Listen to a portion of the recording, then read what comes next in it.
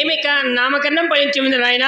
వారు శనివారం నాడు జన్మించినది కావున నీ చిన్న బిడ్డకి చిన్నమ్మని నామకరణం ఫలించింది. మంచి నామకరణం ఫలించింది బాబు.